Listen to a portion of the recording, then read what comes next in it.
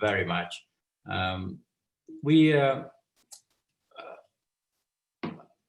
course, the most important topic right now in Afghanistan is the peace process. So I would talk about the peace process briefly on how it's going, what has been accomplished, what are the challenges, and then I would like to allow for more time for Q&A and also seeking your opinion, your advice, because I do see from the list that I was provided to me that we have a lot of also expertise on the other side of that screen too that I would love to benefit.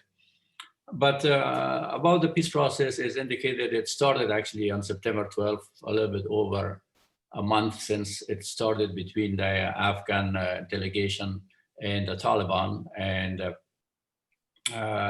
which was subsequent to the agreement that U.S. and Taliban signed for the U.S. withdrawal, which was originally scheduled to be completed sometime in May of 2021. There are some discussions to move forward that date.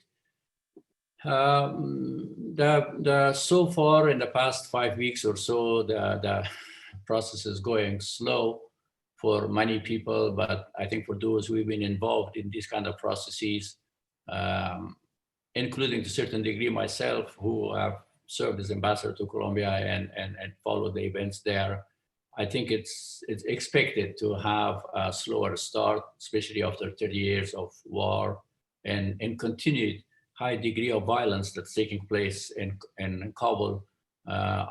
We should have a strategic patience if we want to see this process to lead to a conclusion. The important thing is on both sides, and on our side, on Taliban side, we see certain positive degree of realism, of pragmatism and honesty and respect for both sides. So that so far, despite the serious differences on the opinion and approach, the relation between the two delegations has been cordial, and the exchanges on the personal level always positive.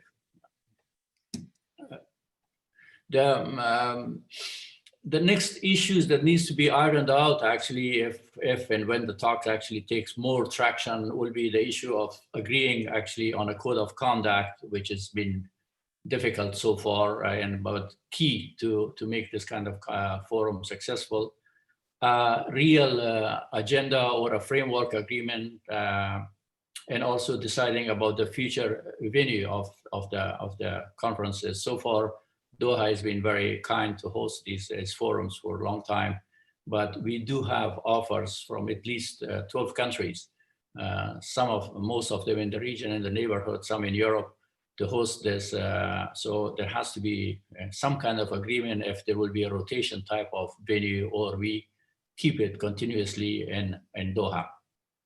The frequency of the meeting, the issues of facilitator, mediator, guarantors and others has to be ironed out, and we can discuss this in detail, that where we or the Taliban stand on these issues.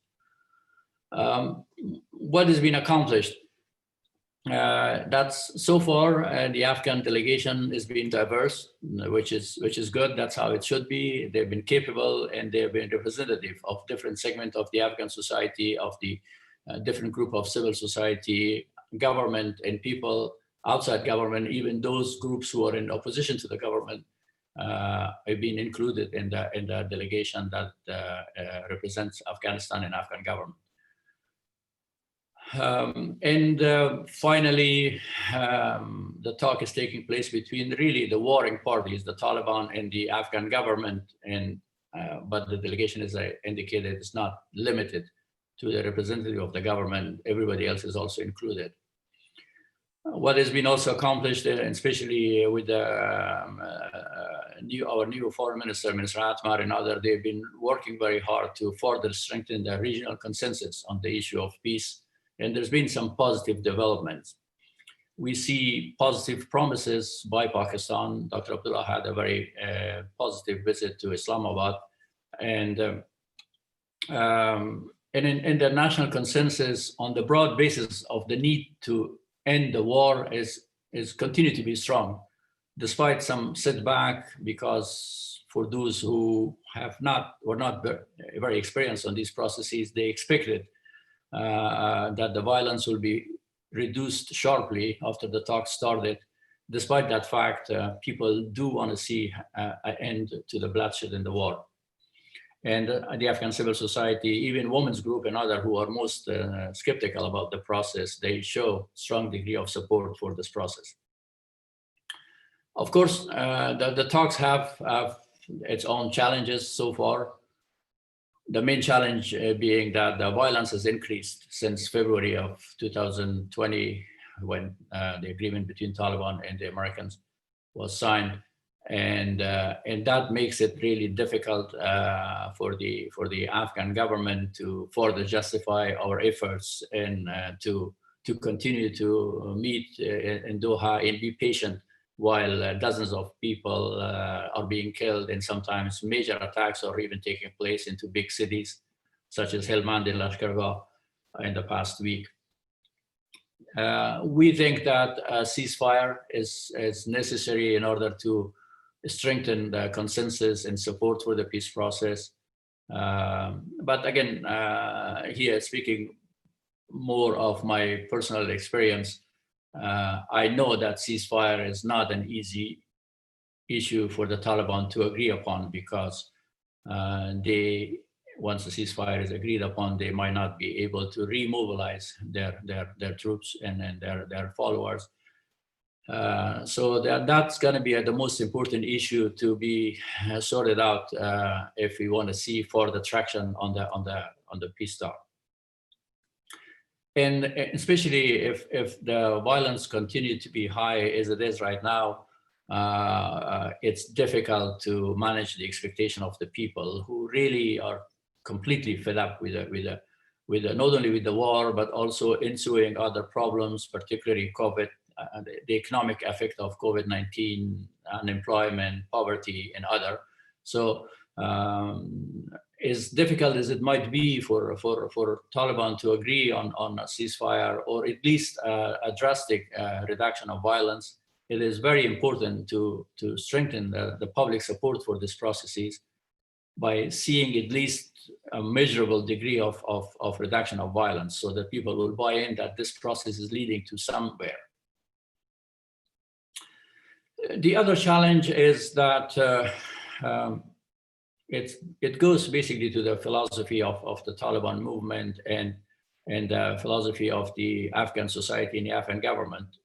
We Afghans are diverse people, diverse group, and we are proud of our diversity, being ethnic diversity, being religious diversity, and others, linguistic and other. But Taliban are a dogmatic, a monolithic group. They see the solution to everything as being one way of life, one reading of Islamic jurisprudence to be the solution for problems. And we don't see it this way. We see actually the diversity of the Afghan people, of the Afghan society, is something that has to be accommodated, not only accommodated, it's celebrated even. So that's why in the past 5 weeks, there has been limited progress, because Taliban wants to have the Hanafi school of Sharia as a source of resolving conflict. And for us, it's too early to see what kind of conflict we're gonna be encountering when we continue the talks. There might be other ways. There might, and our proposal is that the Islamic jurisprudence should be actually the basis of resolving any conflicts, if it is actually a religious conflict. Otherwise, there are international laws. There's many other actually ways to resolve conflicts, but they insist to limit it to one reading of Islamic Sharia, the Hanafi school, which of course makes it difficult for Afghan to agree upon, while we are actually, we have followers of different religious and different schools of Islam in Afghanistan, and that create a lot of sensitivity if we impose only one reading upon them. And that's not what the Afghan society, that's not what the Afghan constitution is about right now, to impose any reading of one reading. We emphasize and would like to accommodate diversity and pluralism. And that's going to be a challenge for the peace talk to continue, because that is a basic philosophical approach that they have. We would like to, we know that there will be a different reading of peace, different expectation of the peace process in Afghanistan, and we think we should accommodate these different readings, the different views, these different expectations. But the other side thinks of basically an Islamic emirate that indicate or dictate or provide a solution, and then expect everyone else to obey to their reading, to their demand. So, but still, this has been the case, as you can imagine, in many other peace processes. We did have actually ideological movement, terrorist groups, and other that had adhered to a particular ideology. But I think I am optimistic that as the talk progress, there will be accommodation on both sides on these two really fundamental differences that they have. And of course, there's our deep-seated grievances, the rights of victims, and especially when the killing continues, it's difficult actually to keep the victims quiet and continue to ignore their rights and ask them to be forgiven and to forget about what happens. If there is movement, if the bloodshed stops, I think people would, looking into a brighter future, will try to be more accommodating and more forgiving. So what is the end state that we envision from this process? We want a sovereign, a united and democratic Afghanistan that is at peace with itself and at peace with its region, and a good partner with the rest of the world. We think the Afghan government, the Afghan civil society think that only a pluralistic republic can accommodate the diversity of the Afghan society. As I mentioned, we are proud of our diversity. We don't see this as a source of weakness. Only a republic can ensure a regional cooperation. We are living in a region that is unfortunately becoming even more and more divided. The regional tensions are not beneficial for Afghanistan. We would like to be a friend and a partner to different groups. And so far we have been successful to maintain our cordial relations despite the differences or the competitions that exist in the region, particularly among the Arab world, Iran and Pakistan and India and others. We would like to stay away from these conflicts and have the support of everyone for the peace process.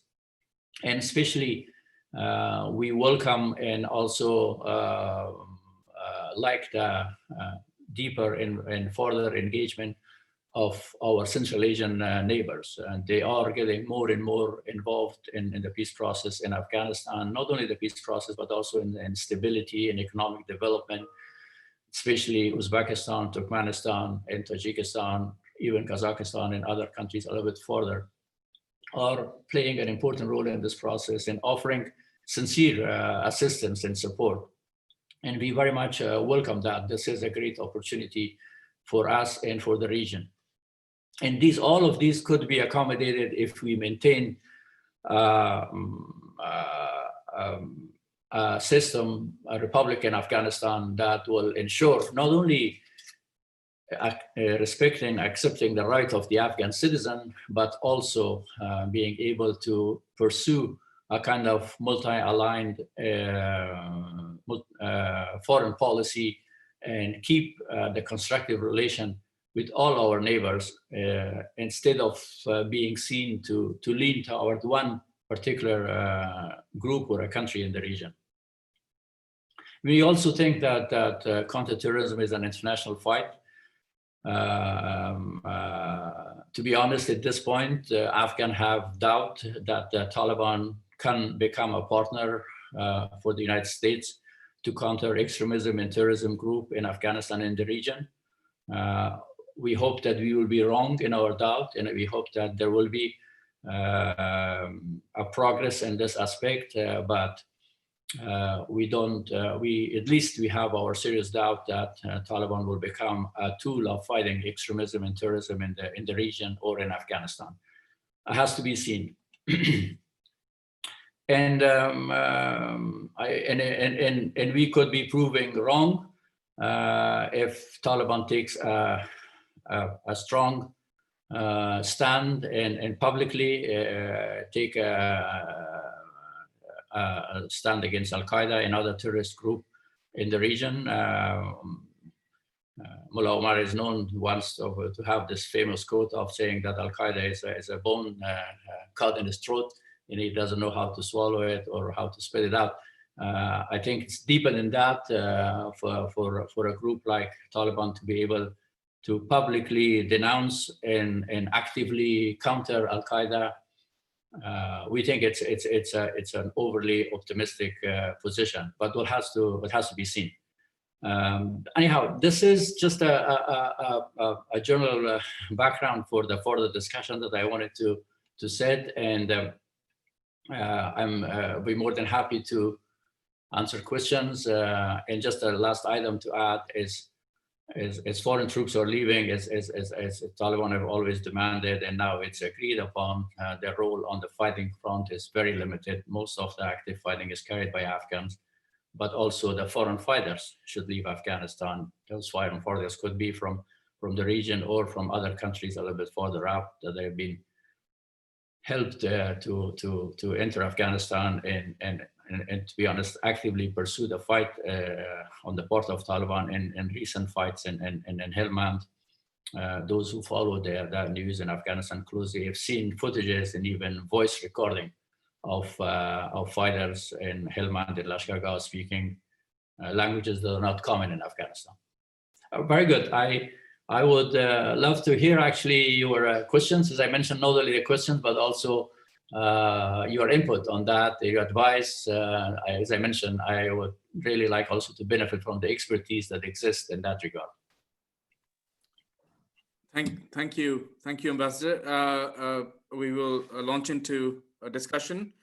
I would request people who have questions, they can either raise their hand or put it in the chat, and Prajakti will help to articulate them to us. But I'd like to start, first of all, indeed, thank you for sharing the details of the process and what's going on.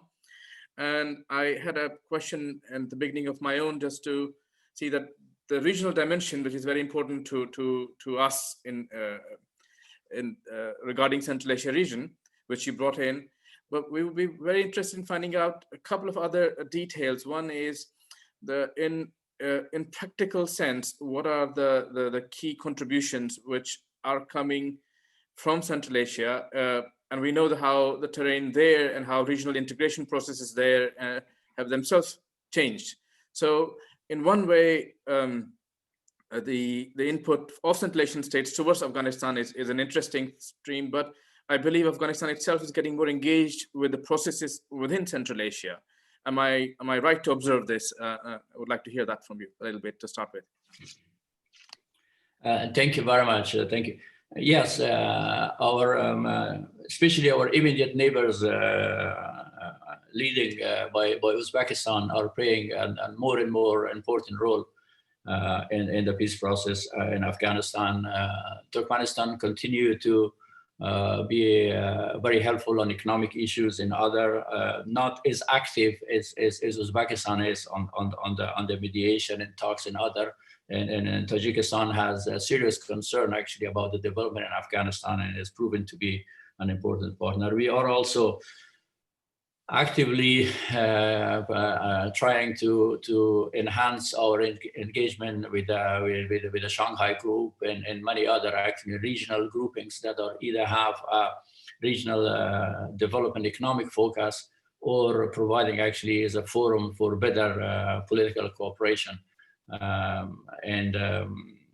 So this is something that it has been a priority for us, and as I mentioned, Uzbekistan on a number of occasions offered to host the talk, and the foreign minister there, Mr. Kamalov, is know Afghanistan very well. He's been engaged on an Afghanistan issue for a long time, and also their special representative is someone that has been Mr. Gashov, that has been traveling to the region a lot and know Afghanistan very well. Speak, in fact, actually, Farsi and as good as I do. So these are our added assets for us.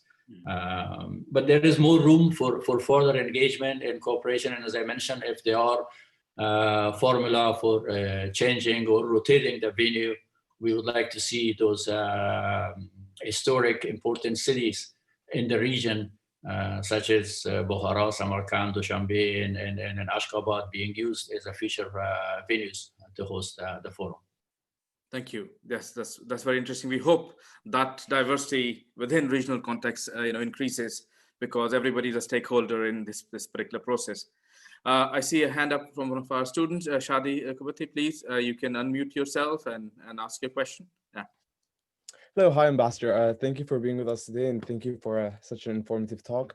I just had a question on whether federalism as a political system has been considered in Afghanistan, what your opinions are on that, especially as a solution to such a diverse society. I know the 2004 Constitution of Afghanistan established a very centralized political system, so I'm considering to what extent would federalism be a solution to many of those problems faced in the country, and I draw comparisons with my home country Yemen, where we face similar issues with the Houthis being similar to the Taliban, and we had National Dialogue Conference where we reached that conclusion. So your thoughts would be appreciated. Thank you. Thank you, Shadi. Ambassador, please. Thank you very much. A very good question, and I hope that things also in Yemen work out for the betterment of the people. It breaks my heart when I see such a historic, beautiful country has been so ruthlessly destroyed.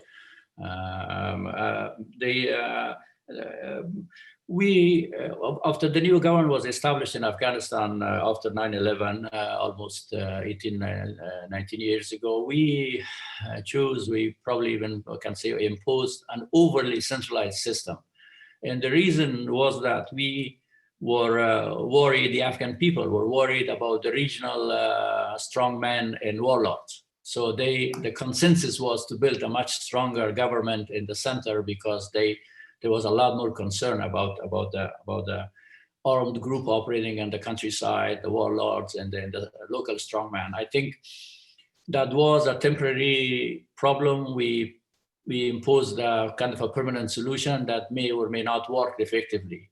There is more tendency also in Afghanistan to empower the governors and give more authority, both in terms of financial resources, but also other means, and strengthen actually local forums, being provincial councils and others, to strengthen more representation at the local level, but also give more authority to the governors in order to have more authority to spend the money where it's needed. This is an issue that has to be revisited in Afghanistan.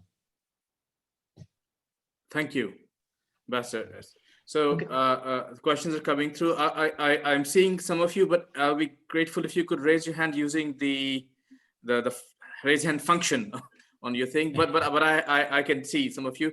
But there's a question which came through the chat first, and Prajakti, perhaps you could relate that. It's from Hakeem, perhaps. Yes, thank you, Ambassador, for the talk. I'll reserve my questions for later. I'm just posing a question from Hakeem now in the audience.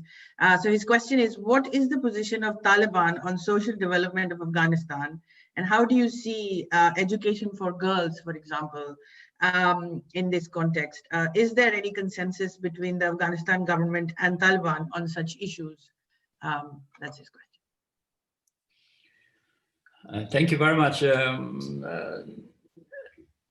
Most of the critical issues that we need to talk with Taliban, sort it out, discuss, has been always postponed by the Taliban, arguing that we will talk about it when we get there, or it is okay to have, for instance, education for a girl as long as it's according to the Sharia law.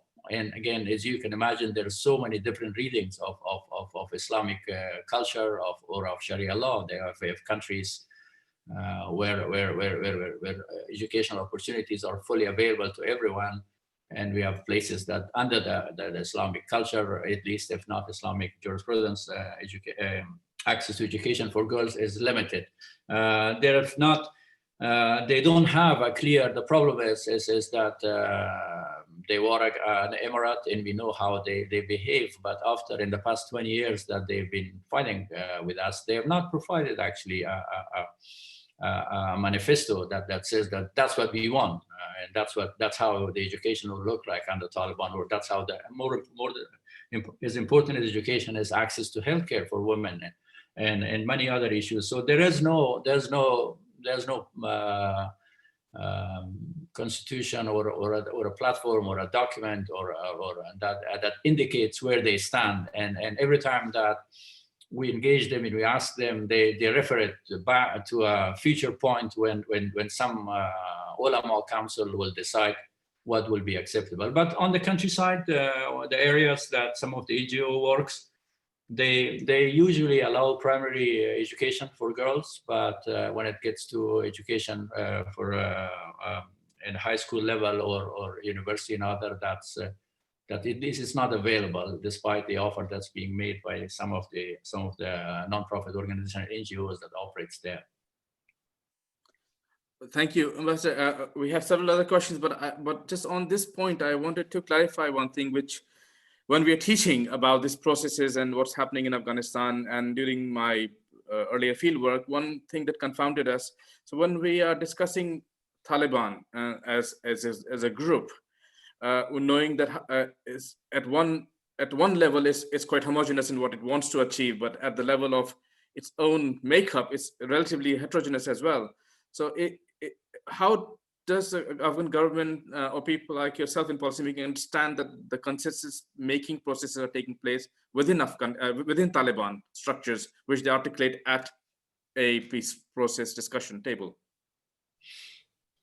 Well, they had the advantage to be more unified and united because they were fighting anything that we stand for. Mm-hmm. So once the peace talks get more traction and they have to provide what is the alternative if they don't like the way we govern, if they don't like the way we educate Afghan people or provide services, or the way our civil society or our parliament, in other words. So what is the solution? What is the alternative? I think once we get to that point, naturally we will see diversity of opinion among Taliban. And we think that's normal, that's how it should be, and we welcome that. But they might see this as a sign of weakness, as a sign of because their biggest point is kind of a unity, and we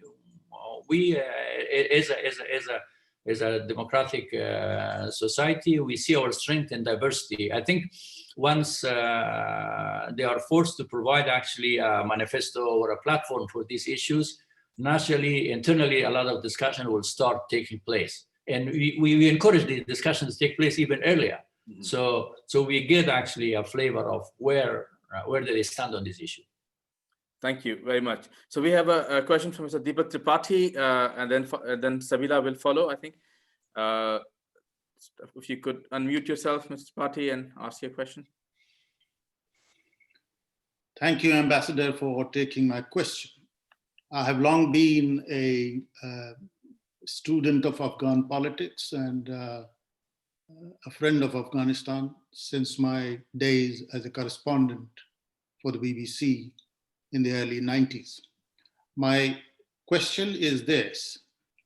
You have suggested that the Afghan peace process is complicated by regional rivalries, and therefore you are understandably looking for other venues. What is your hope that the peace process can overcome those rivalries? Because we have seen for decades that region is full of conflicts, and often rivals in the region recruit various Afghan groups, which makes the peace process in Afghanistan very difficult. Thank you. Ambassador. Thank you very much.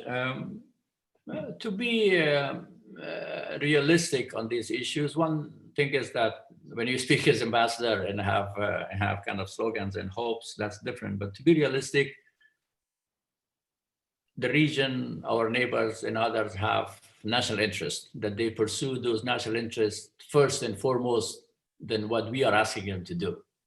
Our job is to convince them that it's to their best national interest to support a stable, peaceful Afghanistan, and leave some of their rivalries and differences aside, because the cost of unstable Afghanistan is too high, not only for the Afghan people, but also for the region. And to be honest, in the past, we were actually successful on at least on a couple of occasions to convince those different partners to work with us.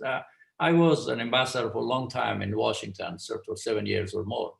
And United States and Iran were rival on many issues, but they did cooperate on Afghanistan. And because my job was to ask my friends in Washington to leave some of their differences with Iran out of Afghanistan, at least not create additional headache for themselves and for us, and making the same request to the Iranian colleague also. So we are trying to do, we know the differences that exist, for instance, between Saudi Arabia and Qatar, or Turkey and Saudi Arabia and other. But so far, we have been trying to tell them that peace and stability in Afghanistan is more beneficial to them than bringing some of these rivalries to the region.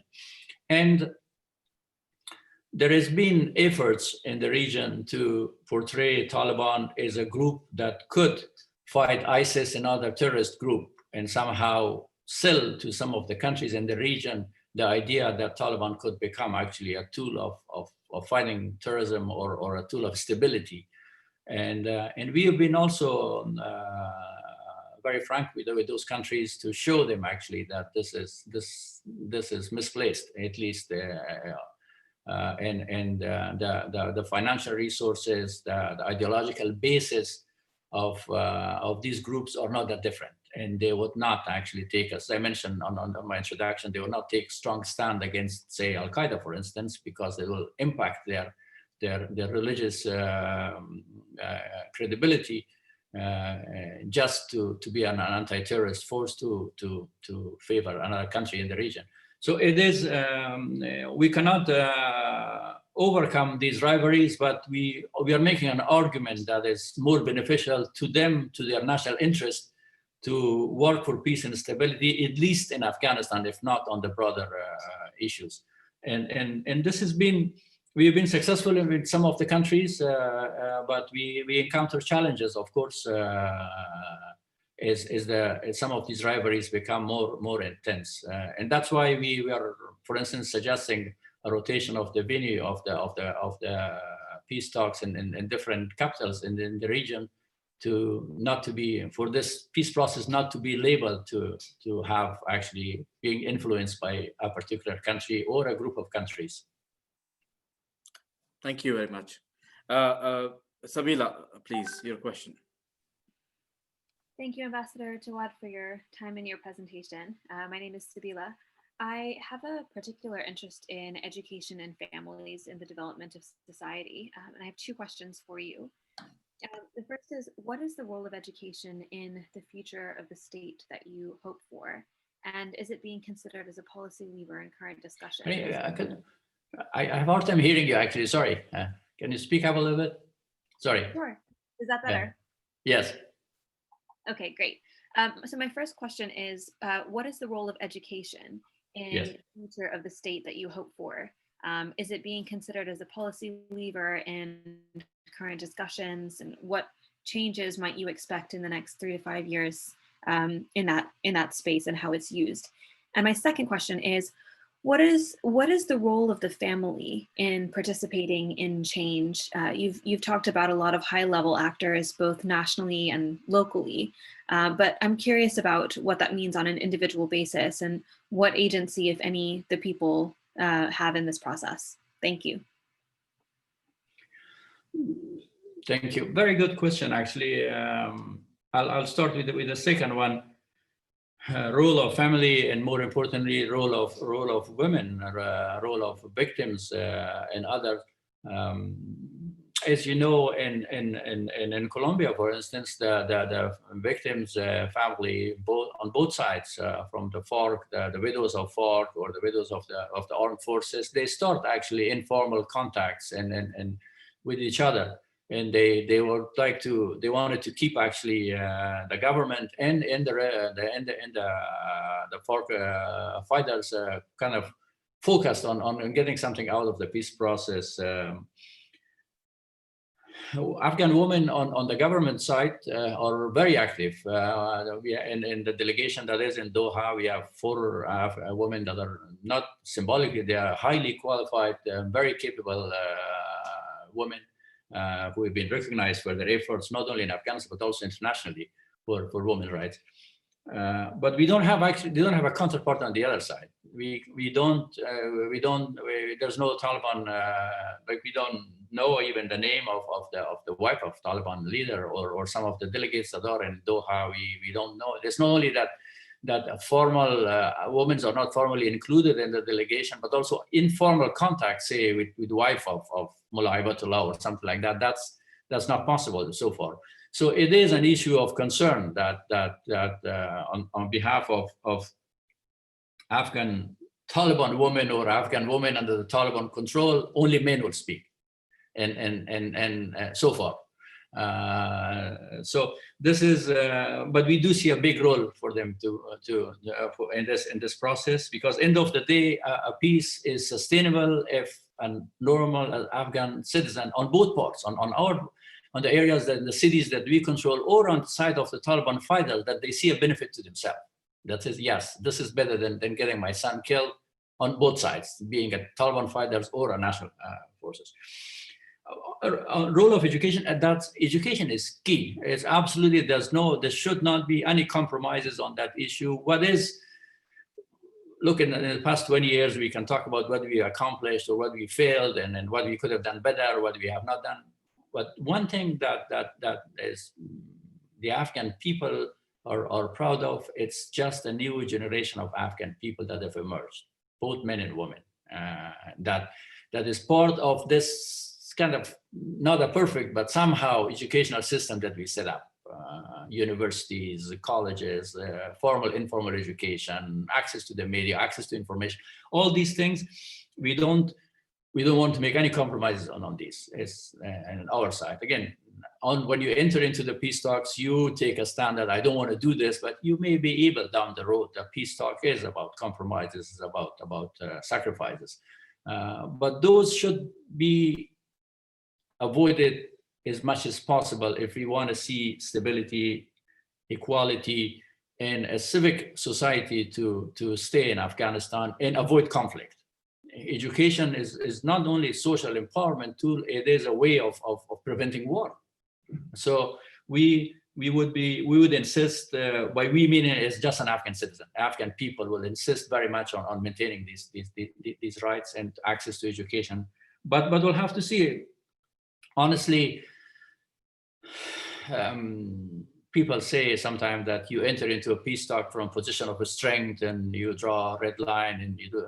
No. If you're in if I'm in a position of strength, I just go out and take out all the Taliban. If they are in position of strength, they wipe me out. There's no peace talk. The reason that there's a peace talk, that we are equally weak. We are entering into the peace process from a position of mutual weakness, with the aim of further weakening the other side. So as much as important to say what you would not compromise upon, it's also understanding that end of the day, there will be compromise. There will be painful compromises, but these compromises should not be in a way that prevent us from achieving peace. And compromises on education will be actually such a compromise that if we do it, we're probably not going to be see a peaceful and sustained stability in the country. Okay, Monty, you are muted. I said Project, you can read the one from the chat, and then we have 2 further questions from Elsie and Pascual. They are noted. We'll come to you. project? So the next question is from Dr. Case. He says that the Taliban fighting strategy has been of a bandit type operation, motivated to take the benefit from free wealth, for example, from the mining sector and also from the drug trade.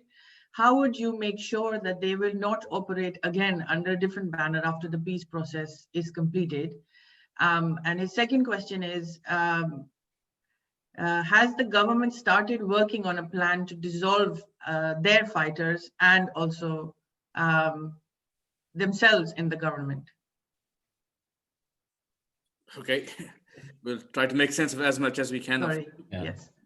On the peace process and Taliban to carry a different flag and or continue to benefit from drug or other illicit activity or criminal activities. This is a concern for Taliban too, for the Taliban leadership too, that if there is a peace talk, if there is a peace negotiation, they might not be able to keep control of some of the groups. And I think in many peace talks, the people who are at the top layer, the commanders and others, they will get something out of that processes. They get a government job or get money or something. And the foot soldiers, for them, it's a way of life. So if instead of being a Taliban fighters, we can enroll them into our national army, then they will accept that probably, as long as it's a way for them to live. But the challenge is with kind of mid-level commanders who are making a living out of war, out of gun, out of AK-47, out of illicit environment, out of violence. So they may switch side. They may go to the narco traffickers, or they might join some other terrorist group like ISIS and Al Qaeda and other in the region. I think if there is a real peace in Afghanistan, an honest peace in Afghanistan, that will be a joint project by Afghan people, Afghan government, and Taliban to make sure that those elements does not operate in Afghanistan. That's how the peace will be stabilized. That we jointly work against those elements that benefits from criminality and terrorism in Afghanistan. Oh, it's on the second part of the question, dissolve our fighters. We are proud of our national army. We are not the same footing as the Taliban. This is part of an institution that we would like to keep as we build as a government Afghanistan.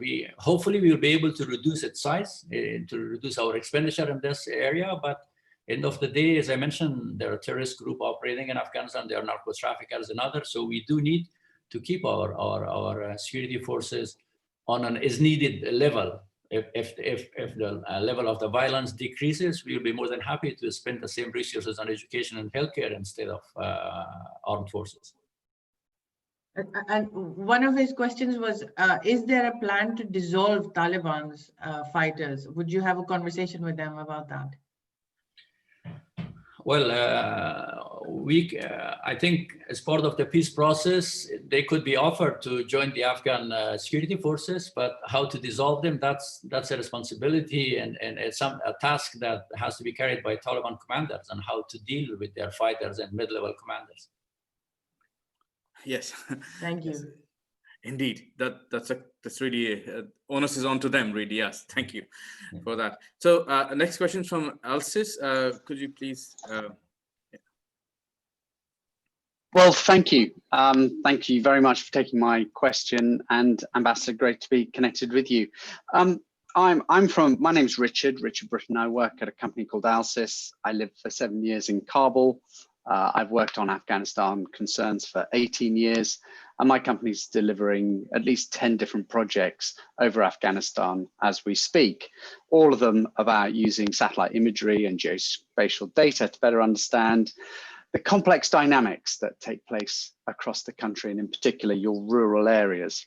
But my question was really quite strategic. I read recently that your president has suggested that Afghanistan should follow the Spanish model. This idea of this pact of forgetting the past.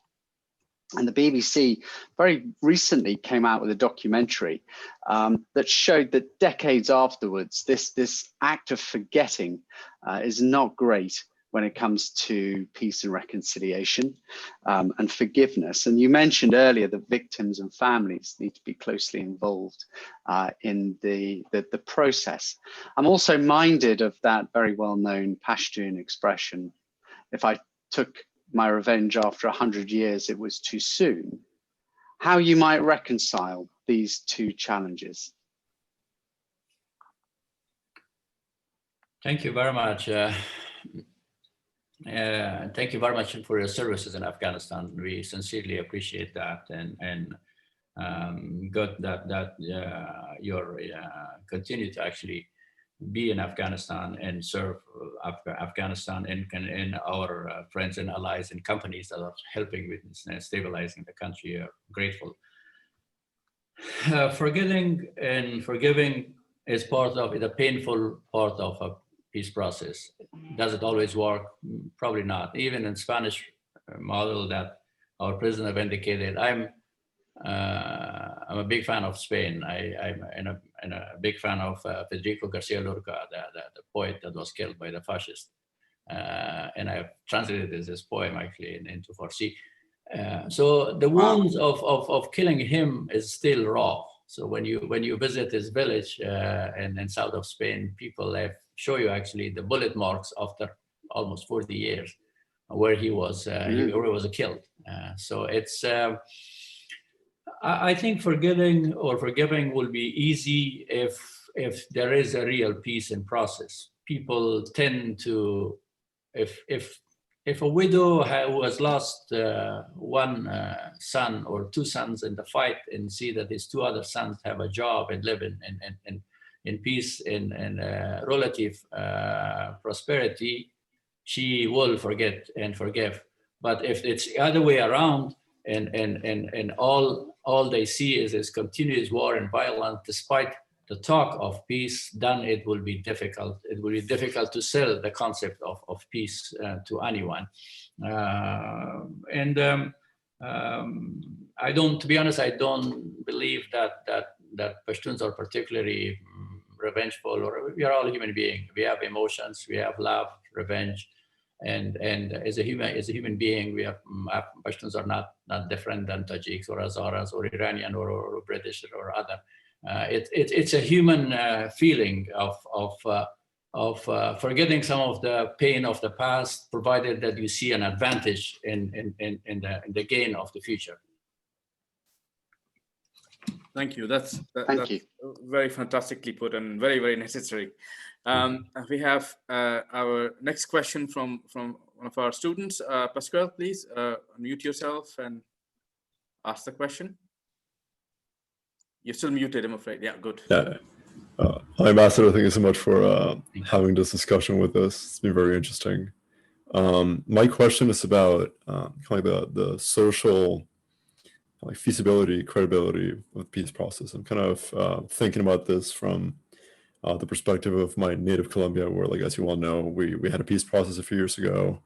And unfortunately, a good chunk of the population wasn't very much into it. And then that has kind of bled onto the current government, which has been very unwilling to invest in the peace accord that was signed, which has rendered it largely symbolic and immaterial in a lot of areas. So I'm wondering what the Afghani government and just like the entirety of the Doha cohort is doing to ensure that the peace process gains and retains social credibility, and so to ensure its feasibility moving forward. Thank you very much. Again, very, very good question. You're right. I traveled with President Uribe actually to the countryside when Santos was defense minister, and then worked also with Santos when he was actually become president. And the two of them initially worked very closely for the peace process, but then they took different approaches. At least Santos did not agree with everything that Uribe was doing, and then later on, Santos was also blamed. To be, and your key question of kind of social credibility or keeping actually the consensus among the team, the group, the government, the Colombian people, or the Afghan people, is important, but please keep in mind that, like in Colombia, the war in the south for a Colombian farmer meant something very different from a young girl in Bogota. That same thing is true in Afghanistan. The war for a widow in Helmand has a different meaning than a young girl who is going to university in northern Afghanistan. It's easy to say that how you're gonna build social credibility or how you maintain consensus when war impact different parts of the country differently. As I told you, for someone, a widow of the fork in the south, end of bloodshed was good enough. But for young activists like you and Bogota, was human rights, was many other issues, was justice. So the same issue is in Afghanistan. We have a society that has been impacted by war differently. In certain parts, people are ready to give up, unfortunately, a lot of even their basic rights in order for the guns to fall silent. But in other parts of the country, in Kabul, in northern Afghanistan, in Herat, in central Afghanistan, the young Afghan girls, men and women, wants to keep their civic rights, their access to education, healthcare. They want to be able to travel. They want to be able to be respected as a citizen of the country. So it's not easy. In any peace process, we always focus a lot on how we're gonna approach the other side, what are we gonna say to Taliban or what the government is gonna say to FARC rebels. But it's equally important, more sometimes important, that what we're gonna say to our own people. How are we gonna sell this concept to our own people? This is because peace, as I mentioned, you enter into peace process from a position of weakness. It's not a position of strength. That doesn't make sense. As I told you, if I have a position of strength, there's no peace. I'll just go and take them out, and they will come and take me out if they have full power. So you enter into a position of weakness with the aim of further weakening them. Yet at the same time, on your own bench, on the team that you are, or the government, or the nation that you are, Colombia or Afghanistan, people have different readings, different expectation from the peace. So that's the big challenge. You have to handle the enemy. At the same time, you have to keep your own people, your own team, your own group, to a certain degree happy to buy into the process. And you saw it actually, and I give you some close colleagues like Uribe and Santos, they fell apart on some of it. They thought it was not just enough. And then later on, there was more younger people that says, well, both of you didn't do what you should have done. It was not a just peace. So this is a challenge. This is it's easy to discuss it and academically, and says we should not make compromises, we should insist upon, but peace process is about compromise, is about sacrifice. That's why it's so painful. Thank you. Thank you, Ambassador. We have a question from Felix Riley. Felix, please unmute yourself and ask the question. Hi, Ambassador. I don't know if I've come up yet. Thank you for taking the question. I really appreciated your talk and I really enjoyed it. So thank you very much. I just wanted to ask a bit more. I know we've touched to some extent on kind of other terrorist groups within Afghanistan and perhaps a low level of trust with the Taliban about being able to combat those threats together. And I'm wondering how this relates to what we were talking about earlier. Do you see this as something that has to be approached from a position of strength, or do you think that is something that the same procedures need to be extended to some of the smaller kind of regional terrorist threats within Afghanistan and the surrounding region? Thank you. There is no doubt that there are other terrorist groups in a small or big number are operating in Afghanistan, including Al-Qaeda, including elements from Central Asia, that other extremist group. But we have to have a frank and honest exchange with countries that feel threatened by these groups. So if IME is operating in the region, in Afghanistan and Pakistan, to think that Taliban can contain them, we think this is wrong. If it is a threat, then let's work actually regionally and frankly and honestly to counter that. But if it is an excuse of supporting Taliban, of saying that, well, they are better than ISIS, that's why we have relation with them, that's not constructive. That's not how we see it. For this, we think that it's better to be a government to government, honest and frank exchange and cooperation, instead of trying to enlist one terrorist group to fight against another terrorist group. That's a dangerous game that could be played, and this is, we have the experience of that and during the Soviets invasion of Afghanistan, that questionable extremist group were hired actually to fight an ideological enemy. But when the Soviet Union collapsed, when the Soviets were gone and the US withdraw, those groups actually morphed into Al-Qaeda and other things that become a threat for the entire world. Thank you very much. Mrs. Pati, you had a question, follow-up question, I believe, a different one. Thank you.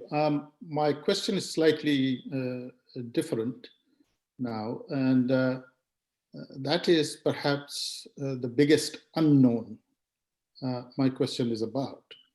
And that biggest unknown is the outcome of the US presidential election on the 3rd of November.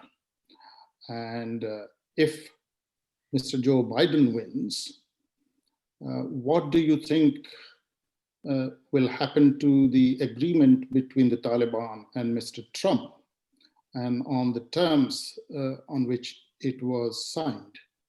And during a Biden presidency, how do you expect America to play a role which may be quite different from the current role? And how do you think the Afghan peace process will move forward? And what are your options in that case? Of course, like everyone else, we follow the development, the election campaign in the US with big interest, both for the amusement that we get out of it, but also for the serious consequences that it may have for the rest of the world.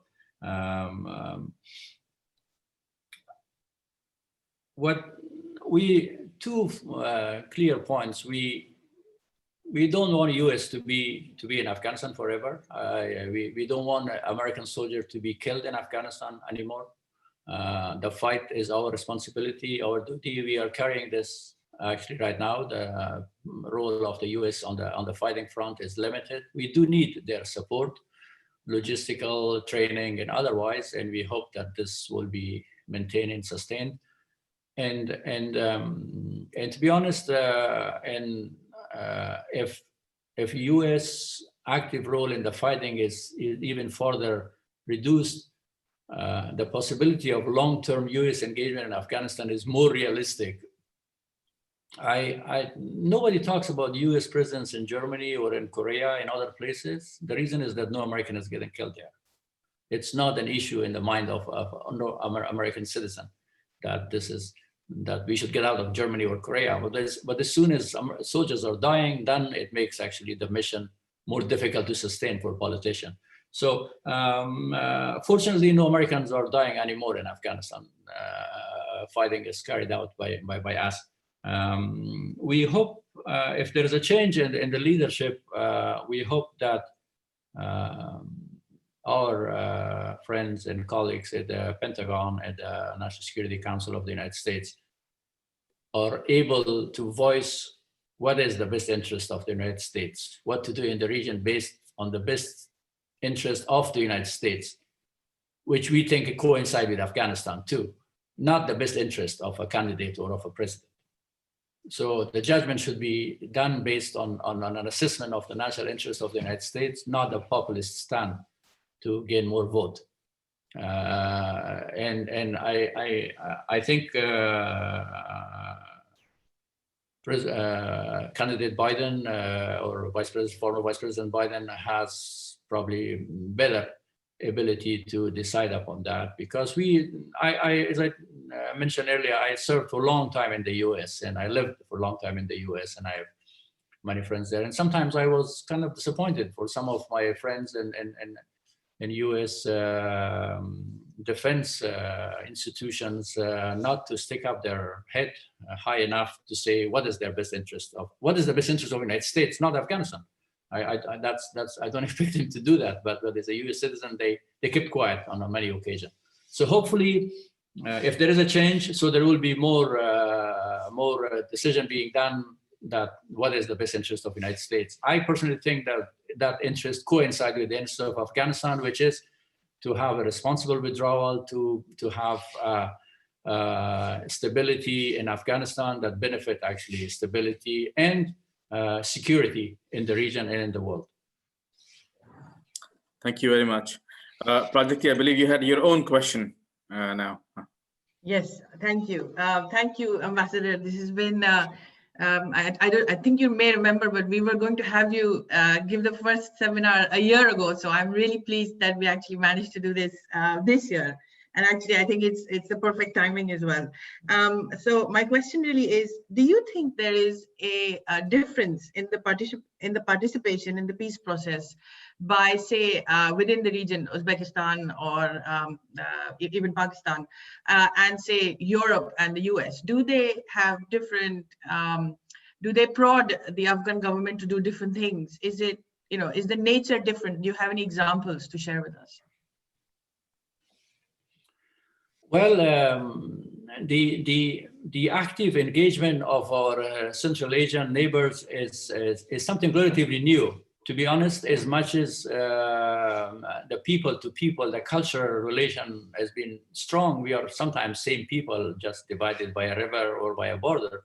But the political engagement was stopped since 1917 Soviet revolution, communist revolution. So this is being re-established, remobilized people, and they're very much welcome, because when I interact with as I mentioned, with my colleagues in Uzbekistan, we as if we are from the same country. We understand each other very well. We understand the history of the region very well. So their understanding is much deeper, and I think there is no painful history like it is of us with, say, Pakistan and other. And there's a kind of a clean slate that exists between us. So that's why their role in involvement is very much welcome by us.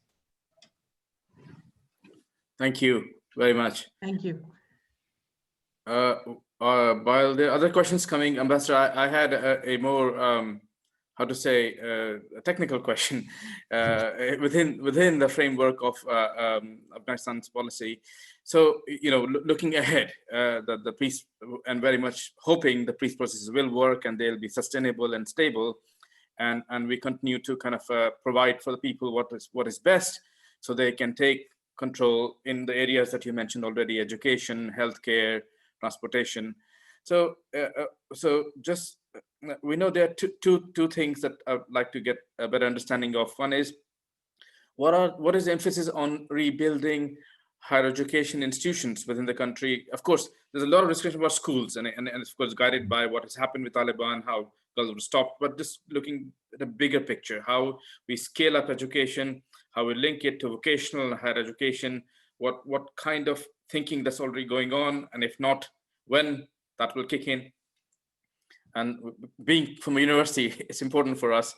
And remembering back, in early 2000s, when we were working very closely with then Rector Karzai, in Kabul University, and trying to resupply the physics department in those days with books and equipment. We'd like to get a feel for when we're going to get back to that. Thank you very much. There was an extremely rapid growth in the number of institutions of higher education. In 2002, 2001, when Taliban were in Kabul, there was only one university, Kabul University, and mostly students were about 4,000 students, mostly boys. Now we have over 170 institutions of higher education, including universities, training academies, and other.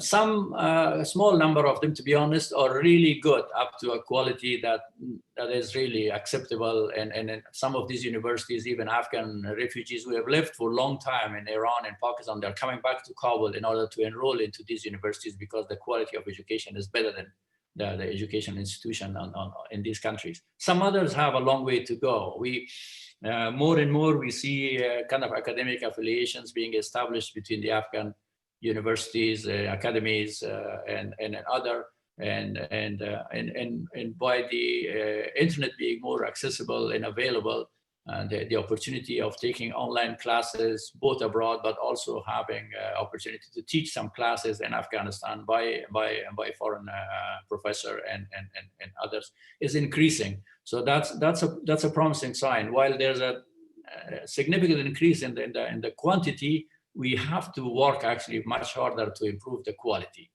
of education, and part of that because of the harsh security reality, that has to be done by Afghan mostly, because it's expensive to invite and have actually a foreign lecturer or professor to do that.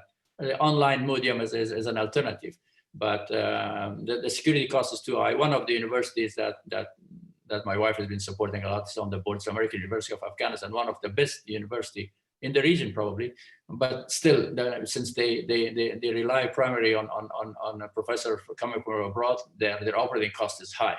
And therefore the tuition is high, and it makes it less accessible to a larger number of students. So still any kind of investment that is be advisable is needed to improve the quality of education. The quantity is there, like almost everyone in Afghanistan that desire to enter into a school or of higher education can find one, depending on the financial ability and intelligence capabilities.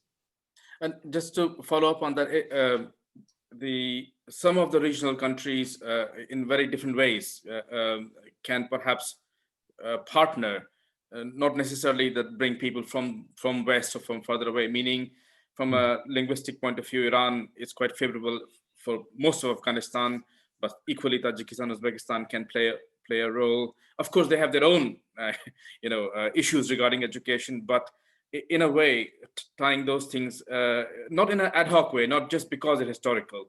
Is there a kind of a policy approach to kind of integrate education in the thing? Again, back in 2000s when I was engaged more, we were thinking about these things, and I was wondering if there's a possibility, or is this part of the agenda? Definitely, it is part of the agenda. Languages is an issue because even with Iran or Tajikistan, still people are more fluent in Russian, especially the academia. And in Afghanistan, naturally, most of the students want to be educated in English because that's a more marketable skill, both in Afghanistan and even if they decide to go abroad. So it's still other, and we have that challenge with Iranian academia, that their language skills are primary for C, and so there's a big market actually for providing education in English in Afghanistan. So students tend to pay even more, are more interested to enroll into schools that they can learn English as a foreign language, because it gives them a tool of either getting a better job in Afghanistan, or again, another reality, people are moving around. It's Afghans are also leaving the country. We educated Afghans like many educated people from all over the world. Of course, the reality of security being harsher is further encourage them, but that is a fact that you have to accept. People are moving around. So when they enroll into institution of higher education, they keep in mind what they can do with education, not only in Afghanistan, but also if they choose to move out of the country and live somewhere else. Thank you. Are there any other questions from the audience for the moment? Well, while people thinking, I have yet one more. As I said, you have to stop me from asking many questions. No, please go. Okay, so there are two questions have come up, but I will ask mine since I started. I was also very interested in the role of how to say the train links and so TAPI is a big topic people talk about, but that's well known. I'm asking more about the infrastructure links in terms of transport corridors, which regionally, which are necessary and which are beyond the drawing table, could possibly be implemented. What are the latest in that area? Especially building more further infrastructure to connect us better to Central Asia and through Central Asia to Europe is a priority for us. So railroad linkages are extended from Uzbekistan into Mazar Sharif, into the city to the north. And an important decision that the Afghan railroad, which has been established a couple of years ago, have made that we will be using the Russian gauge. No. So that means that connectivity to the north is a priority for us, but also importing energy both from Turkmenistan and Tajikistan has been successful for consumption in Afghanistan, and also through CASA 1000 for further export into the south in Pakistan and other places. This the wars continue. There's a road, there's a railway linkages also from Iran about to be completed into Herat, and Pakistan has also promised to extend the railroad connection to Kandahar. So at least the big cities in the region are being connected with the neighboring countries, and the highway system is operating much better now. The number of the roads that are paved and accessible by car is drastically increased. So is airports, and COVID put a dent to it, but now not only Kabul but also bigger cities in Afghanistan are connected by air link to the region. So we all also relying more and more on air cargo to export some of the more precious Afghan products, especially fruits and other high value products into Russia, India, or United Arab Emirates, even China and other neighbors. So it's going well. Even Pakistan, that we had some challenges recently, is allowing us to access the Indian market through the Pakistani territory, which is a good sign, and it's very much welcome. We are using the port of Wagah now to export the items. This is a recent development after Prime Minister Imran Khan is in power. So that's a welcoming step. Thank you. Wonderful. So we have a question from Callie Berman, one of our PhD students.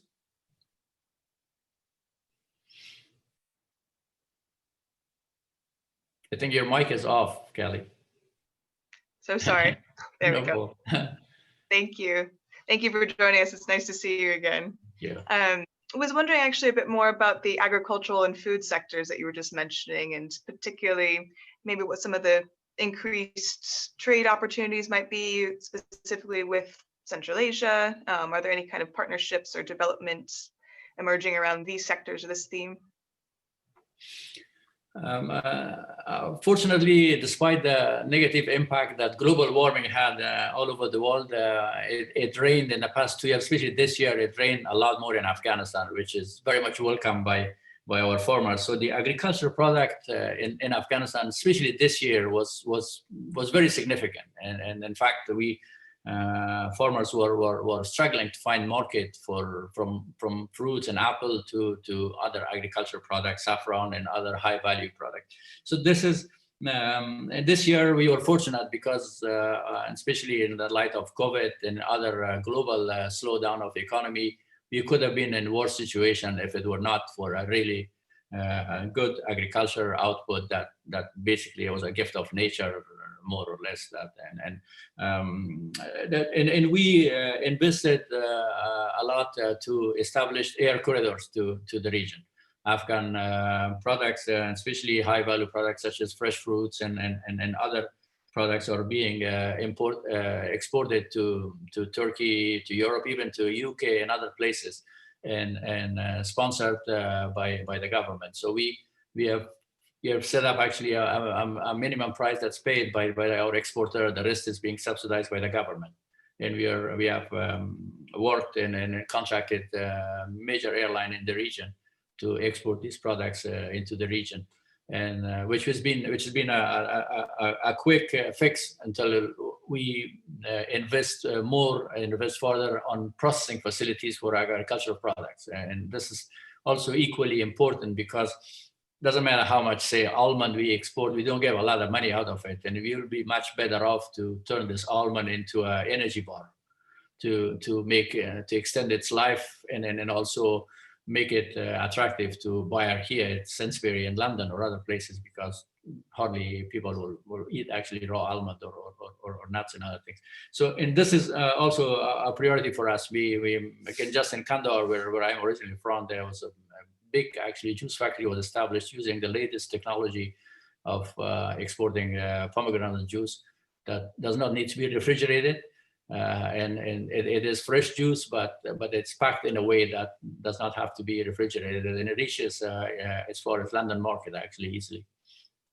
And for long-term stability, this will be key for us. And also it enhances kind of the interdependability. Some of these products have a market, and especially in Pakistan and India, even in Iran. And it's good to enhance these kind of interdependency between the markets. But it's also, we still will be vulnerable because of the weather issues and others. So we were fortunate in the past 2 years that the impact was positive, but it could change. Yes, this is a very interesting area, and something that, Ambassador, we've been paying much attention to about in the region, because one of the three sort of issues is the actual the harvest, and then the capacity to produce relevant products, but also then there are certification regimes, which both have a technical but also political meaning, that who lets you in what and what you need to do that. And this is an area we'd like to understand more, and how we can perhaps help in the laboratory sense. That also kicks back to the university sector and building the technical and scientific capacity which can deliver these things. It's a very, very interesting and complex area which we're studying. So we have a question from our colleague from ALSIS. Again, please go ahead. Thank you very much. It's Richard again, and I appreciate being able to ask a second question, so thank you. I'd like to go back to the regional trade discussion, because I can see that, you know, these discussions that have been developed on plans that have been elaborated over the last 10, 20 years to greater facilitate trade from and through Afghanistan are now starting to come to fruition.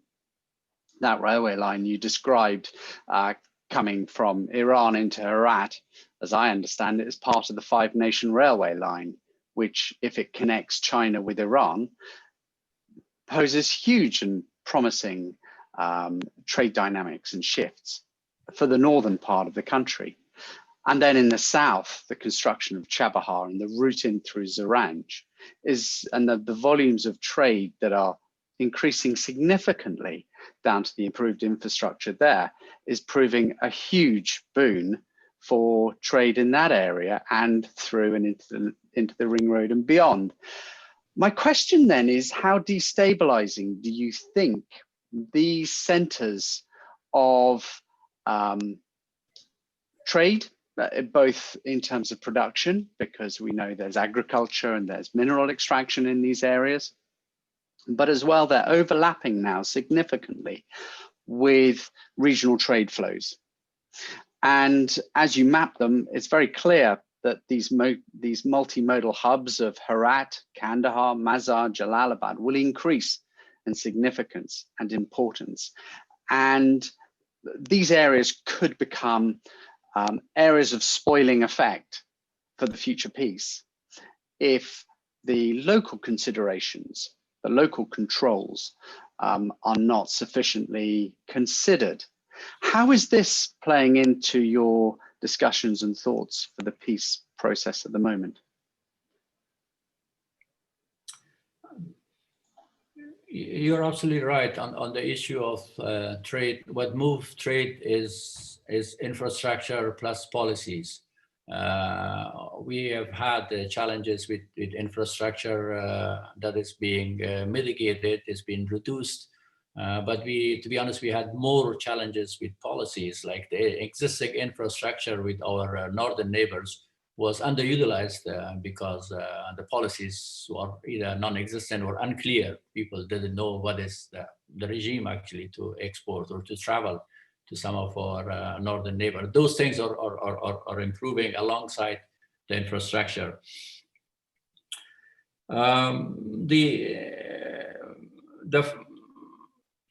Your point of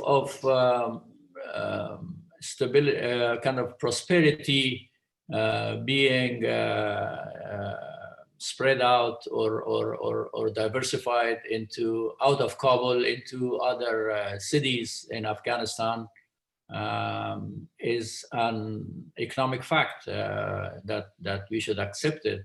I don't think it would be right to oppose it by a policy, and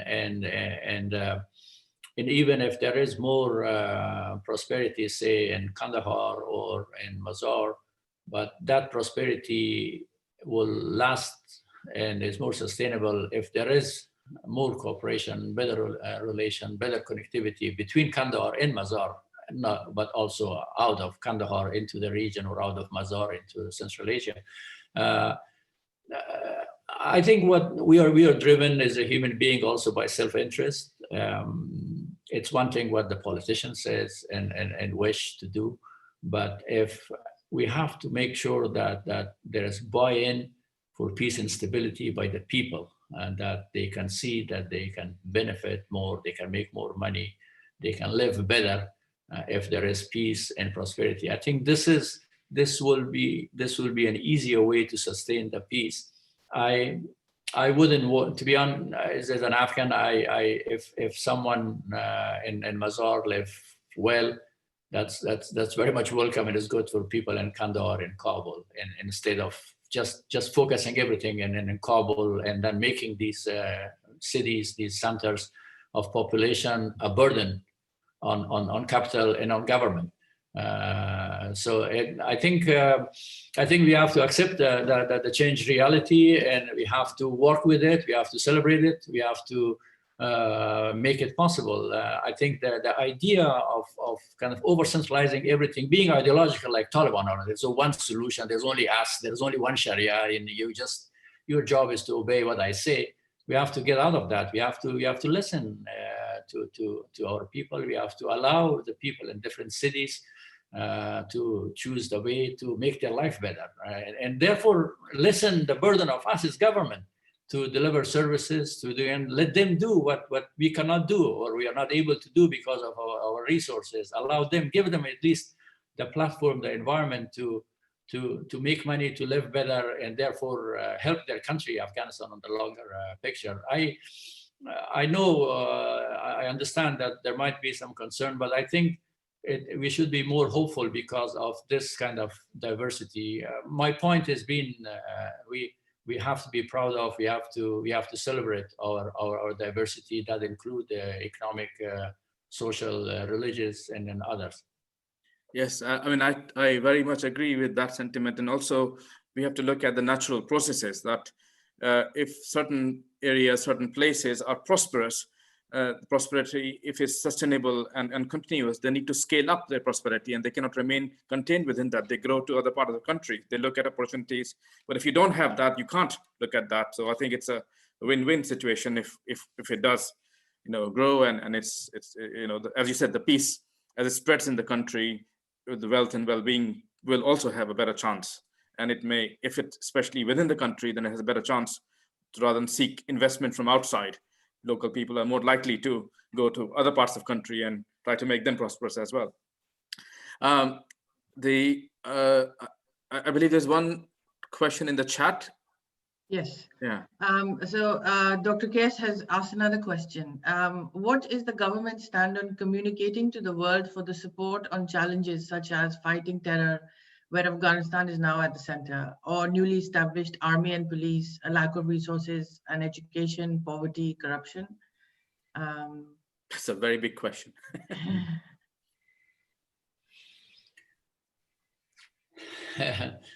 It's a good question. Again, for those who are in practice like myself, it's 5% of the work is your strategy to communicate. 95 is what you do.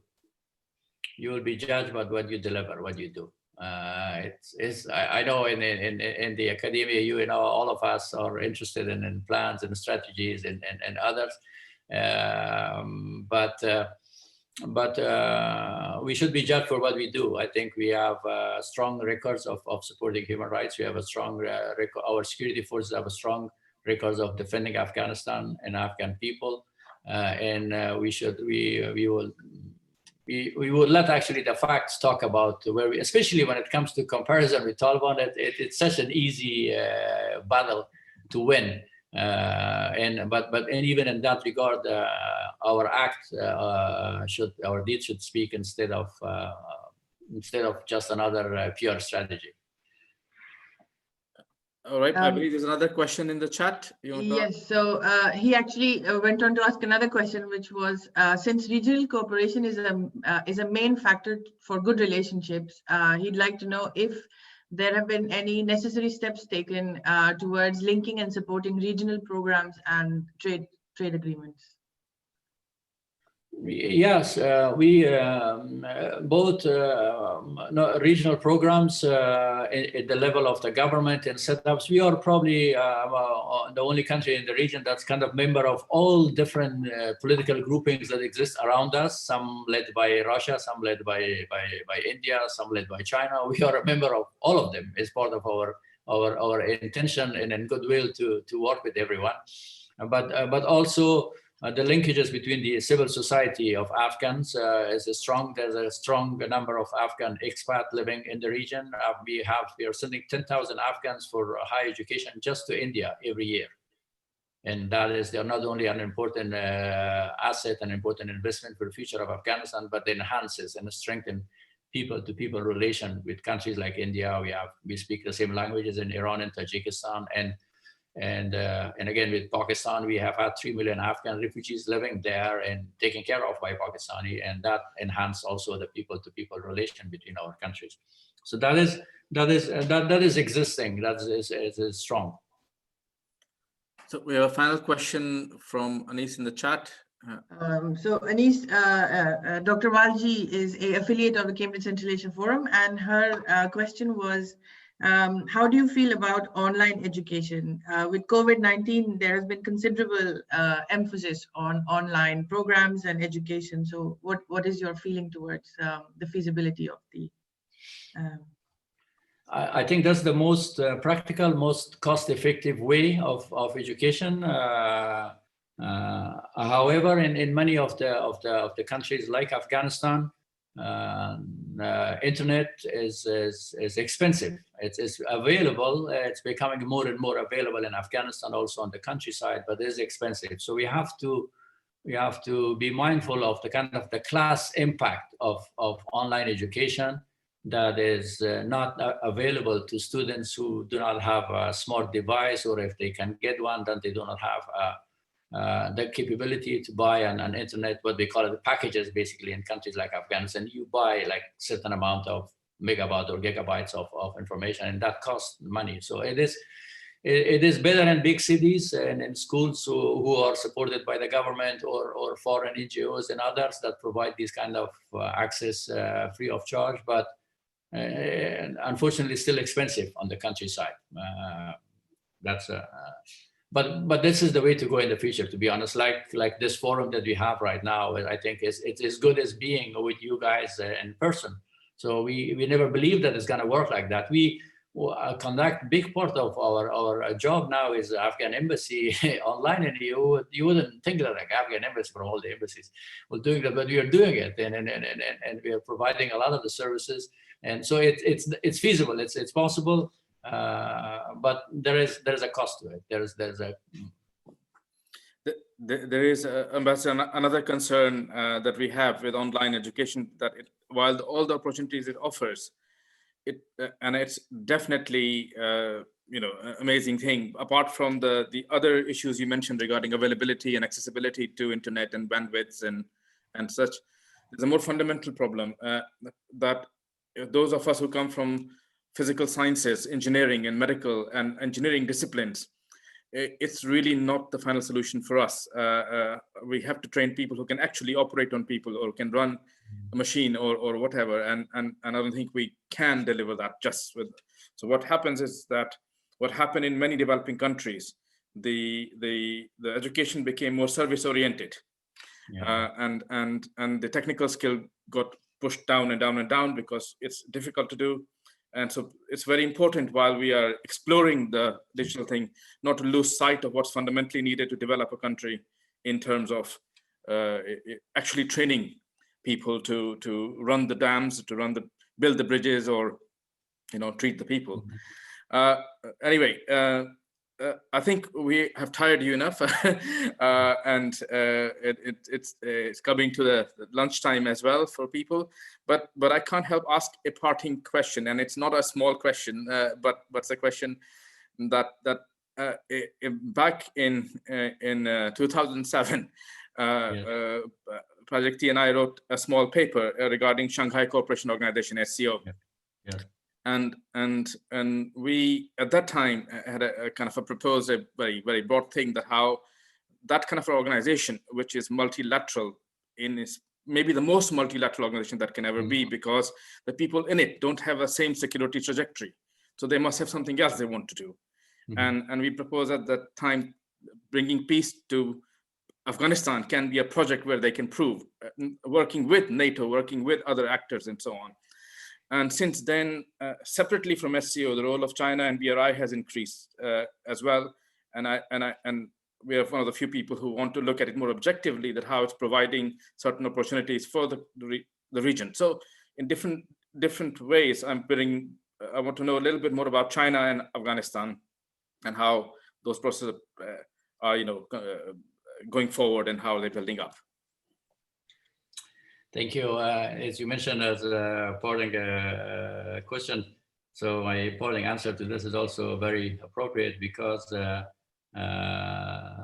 Shanghai Cooperation will be an important assignment for me, and I will say it here now that this might be also my last engagement with you from London. I am taking a new job in Moscow. So my assignment is ending here. So in 2 months or so, and if Moscow grant me an agreement, so I'll be serving there. And one of the priorities really to further work on regional organization, particularly the Shanghai Cooperation Organization.